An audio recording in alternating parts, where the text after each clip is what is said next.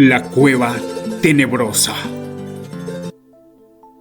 Había una vez un pueblo en el que lo más temido era perderse de noche y acabar en la cueva tenebrosa. De aquel lugar no había vuelto nadie. Y cuando alguien se perdía por allí, lo último que se oía era un gran grito de terror y luego unas enormes risotadas.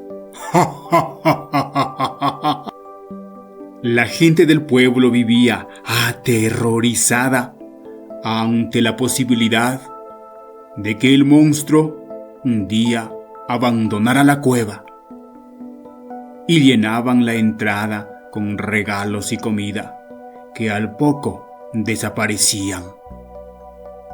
Un día llegó por aquella zona un joven a quien la situación pareció tan injusta que decidió entrar a la cueva y enfrentarse al monstruo.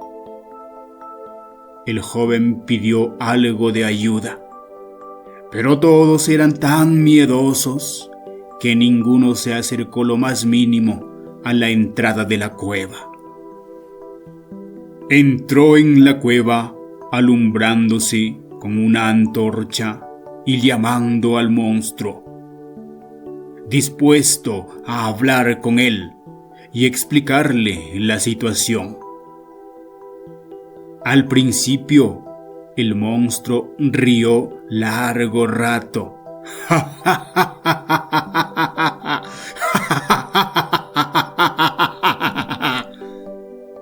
Lo que el joven aprovechó para acercarse según le oía, más y más alto, pero luego se calló. Y el joven tuvo que seguir caminando sin saber a dónde, hasta que llegó a una grandísima caverna. Al fondo le pareció adivinar la figura del monstruo, y en cuanto se acercó un poco, sintió un fuerte golpe en la espalda que le empujó hacia adelante, hacia un agujero en la roca que no pudo evitar, y cayó. Sintiéndose morir, lanzó su último grito, y fue entonces cuando oyó las grandes risotadas. Vaya, creo que me ha devorado el monstruo, se decía mientras caía.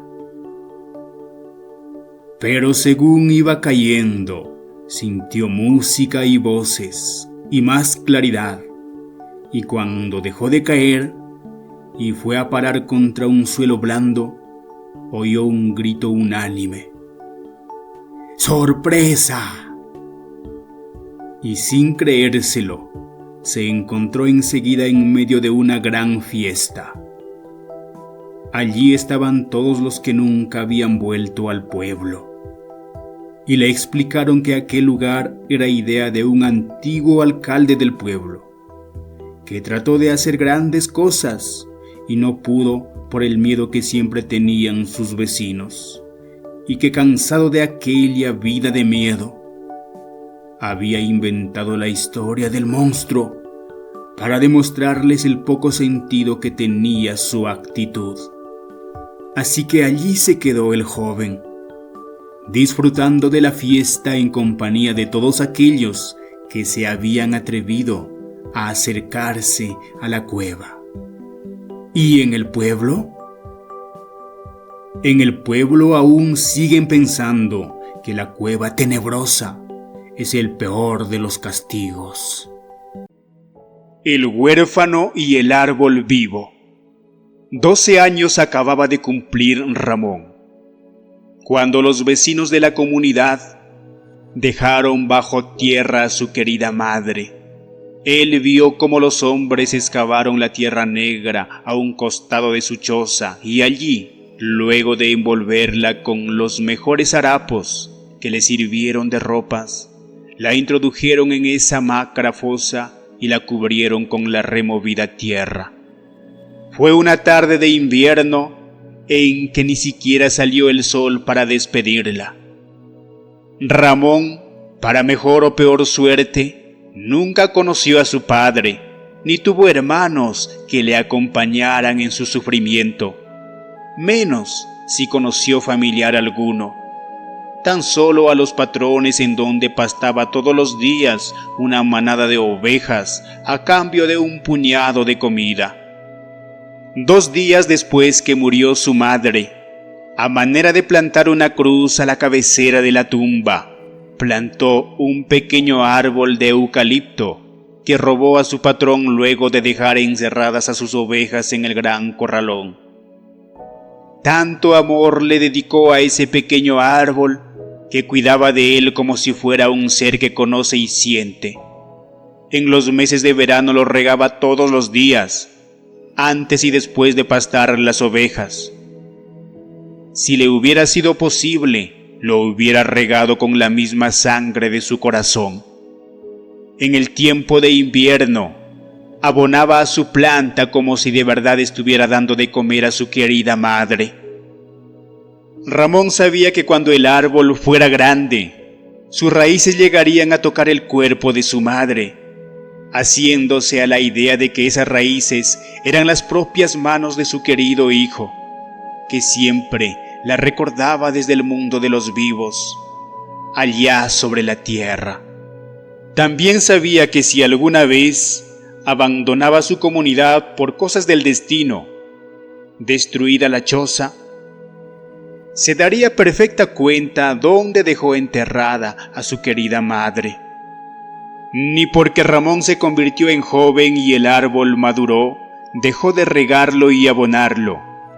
Parecía que vivían el uno para el otro, en espera de algo. Dentro de todas las mujeres de la comarca, Rocío, la hija de su patrón, era la más hermosa. Su cuerpo de una belleza escultural, adornada por una larga cabellera dorada que pendía por sus hombros cual hermosas cascadas, le daban una figura de ángel bajado del cielo para adornar el campo en que vivían patrón y peones. Ramón se sintió profundamente enamorado. Su corazón parecía como que se quería salir de sus entrañas cuando por casualidad la veía pasar por su delante, orgullosa, sin voltear la vista a ningún peón. El muchacho sufría en silencio, saliendo con su manada. Ansioso esperaba que de un avión que sobrevolaba por los cielos, muy alto de la cima de los cerros donde pastaban las ovejas, cayera una maleta llena de dinero a sus pies. Con todo ese dineral comprarse ropas, caballos y una hacienda. Luego pedir la mano de Rocío a su patrón, y si no le aceptaba, la robaría para llevarla lejos de allí, en donde nadie les hallara y molestara. A su amigo el árbol siempre le contaba los amores secretos que tenía con la hija de su patrón, y el árbol parecía como que sí estaba de acuerdo con él, ya que movía sus ramitas de un lado a otro, así como cuando una persona mueve la cabeza afirmativamente en vez de hablar. Los aviones siguieron pasando uno tras otro, mas nunca dejaron caer bulto alguno.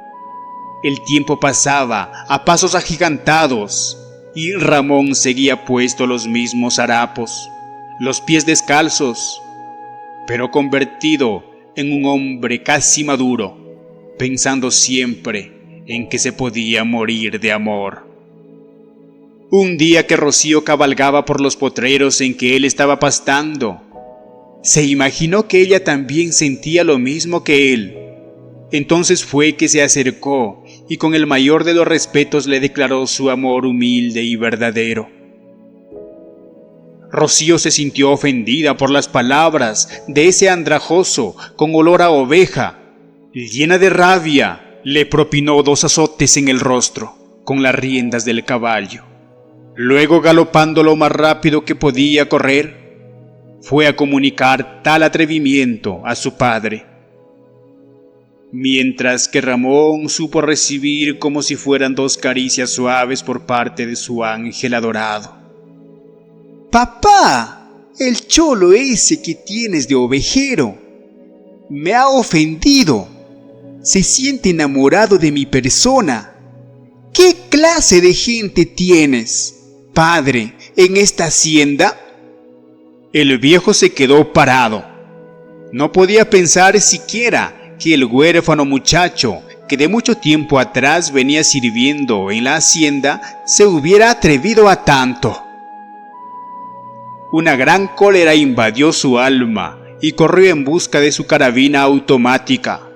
En el mismo caballo de su hija salió dispuesto a darle muerte al atrevido. A unos metros de recorrido pensó un poco. Soy una persona honorable en la comunidad y en todo el vecindario. Si mato a este indio ladrón perderé mucho. Pagaré a alguien que haga ese trabajo por mí. Pero, ¿quién? Sabía bien que el muchacho, por ser huérfano, era apreciado por casi toda la gente.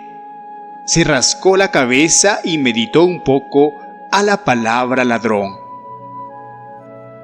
Eso haré. Diré que estaba robando en mi casa y quiso abusar de mi hija. En la comunidad tenían por tradición matar a palos a los ladrones, haraganes y mentirosos. Pero en las palabras del patrón toda la gente se fiaba y a él no le llegaban estas leyes tradicionales. Luego de encerrar el ganado en su corral y tomar el plato de sopa que le sirvieron, Ramón regresó a su choza por el camino, tocando las heridas superficiales que le causó por la mañana el amor de su vida. Se alejaba cada momento con el corazón lleno de gozo. Ni siquiera se imaginaba que tras él, el patrón y mucha gente lo estaba persiguiendo como a un vulgar ladrón. El Ramón ha intentado robar en la casa, aprovechando que yo estaba en los corralones del ganado. Mi hija, al salir al frente, ha sido víctima de ultrajes. Hasta intentó violarla. Es por eso que los he reunido para que juzguen a este individuo. De antemano, de mi hacienda estará despedido. La gente se miraba unos a otros como esperando que alguien dé una idea de cómo poder solucionar este asunto. Un gran silencio se dejó escuchar, que luego fue roto por un hombre casi anciano, que con su conciencia manchada, al saber que él era el padre del muchacho, y que supo guardar con gran celo y no revelar el secreto a nadie, ya que la madre de Ramón sirvió como empleada en su casa, dijo: a los ladrones y abusadores, como es de costumbre, se les mata. Mucho tiempo hace de esto que no se juzga a nadie porque nadie ha delinquido. Pero ahora no esperemos que robe primero, que viole o que mate a alguien. De mi parte, merece la muerte. Así se habla, dijo el hacendado. Toda la gente se armó de palos, lazos, herramientas de trabajo y siguieron al patrón que con la carabina en la mano corría atravesando los grandes cercos de los potreros con el fin de dar alcance al muchacho. Ramón, que tendido bajo las ramas de su amigo le contaba lo sucedido con la hija del patrón, escuchó cómo con gran alboroto llegaba gente haciendo gran tropel por la loca carrera. Cuando se incorporó para ver de cerca lo que ocurría, los hombres ya estaban allí parados junto a él, y uno empezó por darle un palo en las costillas, otro en los brazos, y así en todas partes del cuerpo. El hacendado, metiéndose entre la gente, ordenó: no lo maten a palos, este merece la horca, que su cuerpo quede colgado de ese palo para ejemplo de todos, dijo señalando el árbol de eucalipto. ¡Un lazo!, gritó un comunero. Ramón contemplaba mudo, sin salir de su asombro, al saberse condenado a la pena de muerte. Alguien alcanzó el lazo que pronto lo pasaron por la rama más gruesa del eucalipto, que movía incansablemente sus ramas y hojas a la luz de la plateada luna llena. Arreglaron el lazo en el desnudo cuello del muchacho a modo de una larga corbata y empezaron a jalar del otro extremo. Antes que el cuerpo alcance 1 pulgada de altura, se desgajó la rama cayendo con gran estruendo, azotando las cabezas de los comuneros y haciendo rodar por el suelo al hacendado, que se levantó enfurecido. ¡Traigan un hacha! ¡Cortemos este árbol embrujado!, pidió a grandes voces. Rocío, sintiendo una gran culpa por el cruel castigo con que su padre sentenció al muchacho, corrió tras ellos con la esperanza de poder ayudar en algo a Ramón. Incluso quería pedir perdón, haciendo conocer la realidad. Pero como su padre había mentido, sentía miedo por él. Que enfurecidos los comuneros cambiaran de reo. Tras la choza, con las manos juntas, pedía a Dios por la vida del atrevido muchacho. El anciano, que fuera su padre del muchacho, apareció como por encanto con un hacha entre las manos y con todas sus fuerzas golpeó sobre la corteza del árbol. Se escuchó un gran grito de dolor y empezó a correr sangre, como de una res cuando le cortan el pescuezo, al tiempo que sus ramas y hojas empezaron a moverse con tal furia que provocó un fuerte viento, desparpajando a toda la gente y arrastrándolos lejos como a livianas plumas. Allí se quedó tan solo Ramón, que con ojos llorosos miraba a su amigo, sintiendo tan cerca de él los latidos del corazón de su madre, recordando que cuando era pequeño, él, al alimentarse con la leche de sus senos, colocaba un oído tan cerca de su corazón, hasta quedarse dormido al sentir el pum pum del noble corazón, bañando su cuerpo de vida y sangre. Se desató el lazo y corrió a darle un abrazo y las gracias. Dejó derramar unas gotas más de sus lágrimas y rezando una oración se dispuso a abandonar su choza y su árbol. En eso escuchó una voz a sus espaldas, reconociendo como la voz de su madre. Recoge todas las semillas de la rama caída. De igual modo, recoge a tu esposa que te está esperando tras la choza. Siembra mis semillas a tu paso por todos los campos que camines. Establece tu hogar y ten tus hijos. Un árbol salvó una vida, muchos salvarán más vidas. Una mujer y unos hijos alegrarán tu vida y la de muchos. Sin voltear la cabeza caminó unos pasos hasta llegar tras la choza, en donde encontró a Rocío, que con llanto en los ojos lo esperaba para pedir perdón y entregarle su amor, sin mirar las ropas ni sentir el olor de su cuerpo del hombre que trabajaba para alimentarse. Entre los dos regresaron a recoger las semillas de la rama caída y marcharse de allí para olvidarlo todo.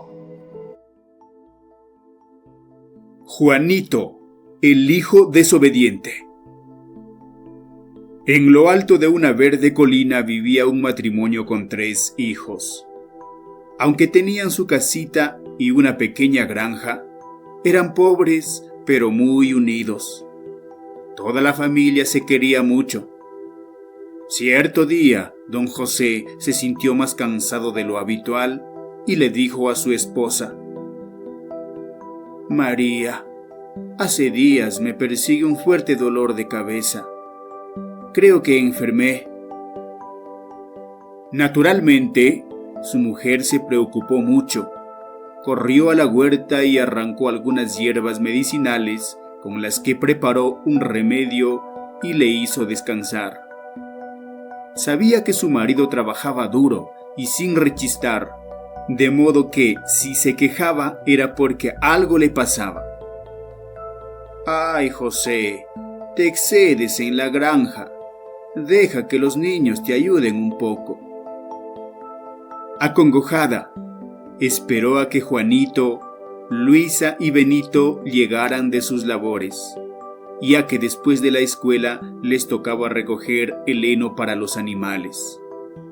Cuando hubieron llegado les contó que su padre yacía enfermo. «Él descansa ahora, pero tendrán que turnarse para ayudarle si acaso decide trabajar mañana, pues sería bueno que alguien esté a su lado para lo que pudiera necesitar».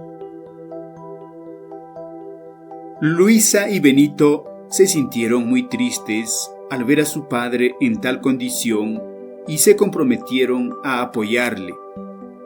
Pero a Juanito le molestó la idea.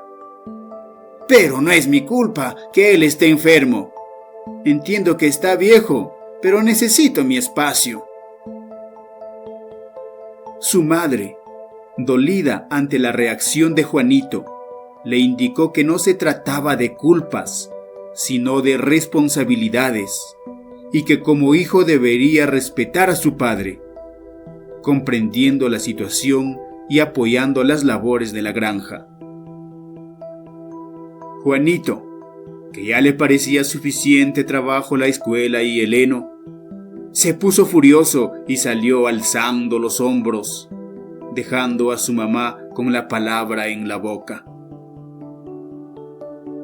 Por supuesto, todos quedaron dolidos, ya que nadie entendía por qué Juanito actuaba de ese modo, siendo, además, el hermano mayor. Los días transcurrieron y don José no mostraba mejoría. Como sabía trabajar la granja mejor que nadie, era muy poco lo que los hijos podían hacer sin su dirección. Así que un día empezó a escasear la comida.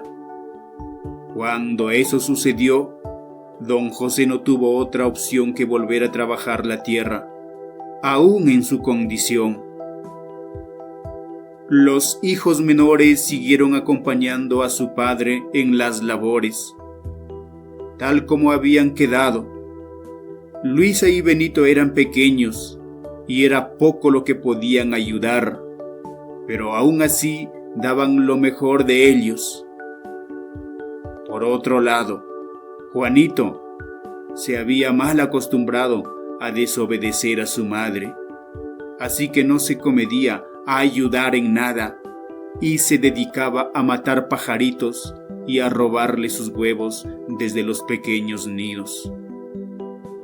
Así, un día, don José lo descubrió lanzando piedras a otras criaturas y le imploró: «Juanito, sé que estás molesto porque no te he podido dar lo que como padre hubiera querido, pero te pido, por favor, no dañes a los animalitos. Ellos son también parte de la vida y pueden sentir el dolor, así tanto como nosotros». «¿Qué sabes tú?», le respondió con soberbia Juanito, que ya no podía llamarse Juanito, más bien Juanete.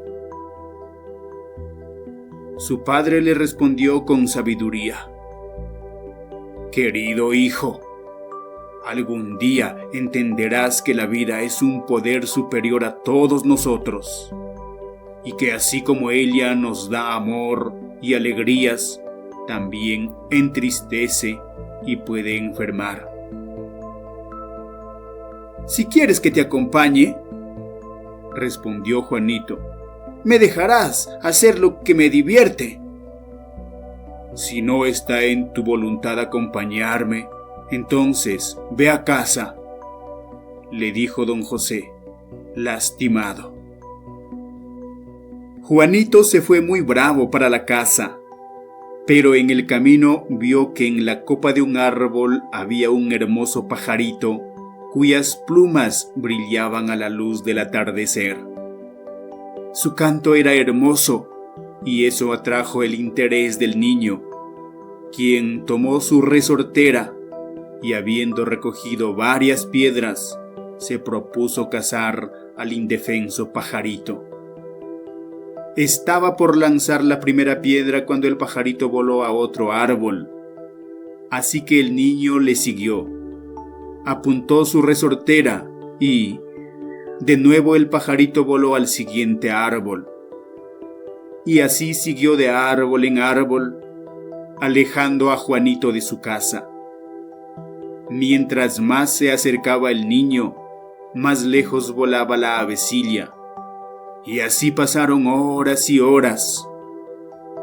Para cuando Juanito se dio cuenta, estaba perdido en el bosque.